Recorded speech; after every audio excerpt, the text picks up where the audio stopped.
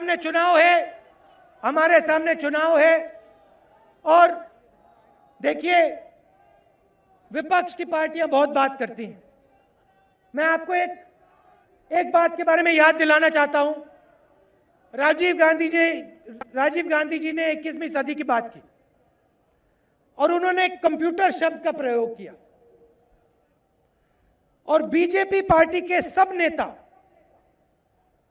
सबसे बड़े नेता जो बाद में जाके प्रधानमंत्री बने, जो पार्टी के प्रेसिडेंट बने, उन्होंने पार्लियामेंट हाउस में और ऐसे भाषणों में कहा, हिंदुस्तान को कंप्यूटर की कोई जरूरत नहीं है। और भाषण में कहा कि कंप्यूटर से रोजगार चला जाएगा, किसान मर जाएगा, मजदूर मर जाएगा। राजीव गांधी को क्या हो गया, ये कंप्यूटर की क्यों बात कर रहा है? पन्ना पलटिए, 10 साल बाद वही लोग ऐसे भाषण में कहने लगे कि भाई टेलीकॉम का काम, कंप्यूटर का काम हमने किया। प्रमोद महाजन जी ने भाषण किया कि भैया कंप्यूटर का काम तो बीजेपी ने किया, टेलीकॉम का काम बीजेपी ने किया। और एक और बात सुन लीजिए, आजकल एक व्यक्ति है जो पूरे हिंदुस्तान में गुजरात की बात करते हैं। गुजरात को अगर किसी ने खड़ा किया है, गुजरात को किसी ने खड़ा किया है, गुजरात को अमूल दिया है, गुजरात को दूध दिया है, तो इस तरफ देखिए, इन महिलाओं ने दिया है, गुजरात की महिलाओं ने दिया है। और जब हम बात करते हैं हिंदुस्तान की, जब प्रगति की बात करते हैं, जब मैं बात करता हूं तो मैं अपनी बात नहीं करता हूं, मैं आपकी बात करता हूं, युवाओं की बात करता हूं, महिलाओं की बात करता हूं, हिंदुस्तान की शक्ति की बात करता हूं। क्योंकि यहां अगर देश आगे बढ़ा है, अगर 60 साल में प्रगति आई है, तो आप लोगों की देन है, आपका पसीना है, आपका खून है, किसी एक व्यक्ति का काम नहीं है।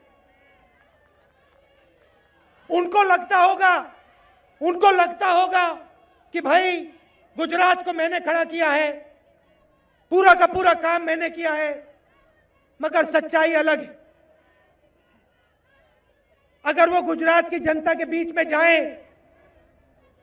तो उनको समझ में आएगा कि गुजरात की महिलाओं ने, गुजरात के युवाओं ने, गुजरात के आदिवासियों ने, गुजरात के दलितों ने, गुजरात के छोटे छोटे बिजनेसमैन ने खड़ा किया है। अंत में मैं आपसे एक बात करना चाहता हूं, जो आजकल बड़ा मुद्दा है, भ्रष्टाचार की बात। अब देखिए, बीजेपी के लोग भ्रष्टाचार की बात करते हैं, भ्रष्टाचार की बात करते हैं और कहते हैं भैया भ्रष्टाचार है। सबसे बड़ा कदम भ्रष्टाचार के खिलाफ आरटीआई, जिसने पूरा का पूरा भ्रष्टाचार बाहर निकाला, जो पहले बंद कमरों में होता था उसको बाहर निकाला, वो कौन लाया? नहीं, सुनाई नहीं दिया मुझे। कांग्रेस। अच्छा, आरटीआई क्या गुजरात में लागू है? वहां पे हाई कोर्ट ने कहा है भैया आप कमिश्नर लगाइए। हाई कोर्ट ने दबाव डाला, तब भी 10 कमिश्नर नहीं। लोकपाल बिल हम ले आए पार्लियामेंट हाउस में, कौन लाया? बीजेपी लाई क्या? कांग्रेस। अच्छा, एक बात बताइए, गुजरात में लोकायुक्त कब आया? कब आया मुझे बताओ। अच्छा, आया कब? जब कोर्ट ने कहा कि लाओ, दबाव के बाद। और फिर उस लोकपाल में आपको एक बात बहुत अच्छी बताना चाहता हूं, पता है पूरे गुजरात में उस लोकपाल में कौन शामिल नहीं है? सिर्फ एक आदमी, सिर्फ एक आदमी। बाकी सब लोग लोकायुक्त के नीचे आते हैं, मगर एक आदमी है जो लोकायुक्त के ऊपर बैठे हैं। यहां हम लोकायुक्त लाए और बाकी प्रदेशों में भी ला रहे हैं।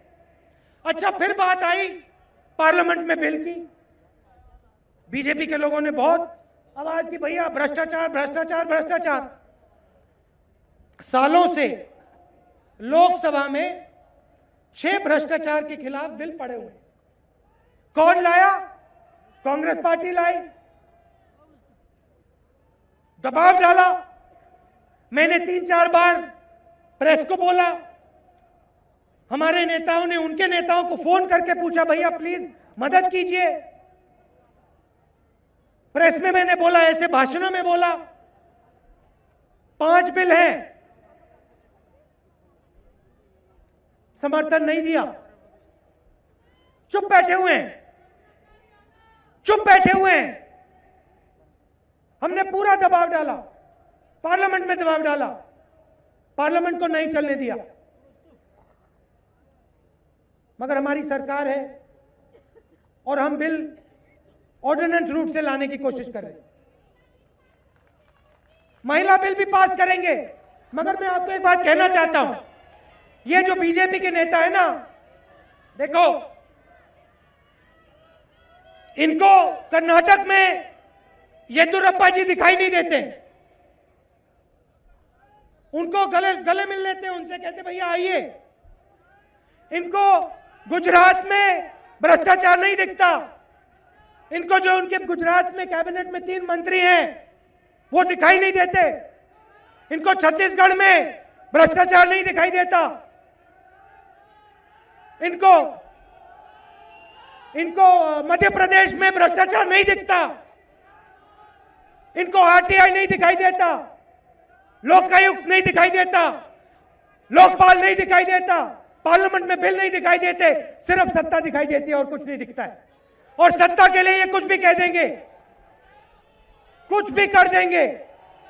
हिंदू को मुसलमान से लड़ा देंगे, एक जात को दूसरी जात से लड़ा देंगे। ये जो हमारा देश है, ये जो हमारा धर्म है, चाहे वो हिंदू हो, सिख हो, इस्लाम हो, ये सब एक ही चीज कहते हैं कि एक दूसरे की आप इज्जत करो, प्यार से जिंदगी जियो और सबका भला करो। और ये जो सोच है यहां, ये 10-15 दिन पुरानी सोच नहीं है, ये हजारों साल पुरानी सोच है। ये अगर गीता को पढ़े, ये पढ़ते नहीं है, अगर ये गीता को ऐसे खोल के पढ़े तो उसमें दिखाई देगा कि भैया एक दूसरे का भला करो, अपना सिर झुकाओ, लोगों की बात सुनो, दर्द समझो लोगों का। लिखा हुआ है, गीता में लिखा है, कुरान शरीफ में लिखा है, गुरु नानक ने ये कहा, बुद्ध ने ये कहा, महावीर ने ये कहा। इस देश का ये मतलब है, ये हमारी लड़ाई है और ये आपकी लड़ाई। इस सोच को भैया यहां से मिटाया नहीं जा सकता है। 3000 साल से मिटाने की कोशिश कर रहे हैं। बुद्धा को मिटाने की कोशिश की, अशोक को मिटाने की कोशिश की, अकबर को मिटाने की कोशिश की, गीता को मिटाने की कोशिश की। नहीं मिटेगा, नहीं मिटेगी सोच। ये लोग मिट जाएंगे, कांग्रेस पार्टी खड़ी रहेगी, चुनाव हम जीतेंगे, हिंदुस्तान बदलेगा। धन्यवाद।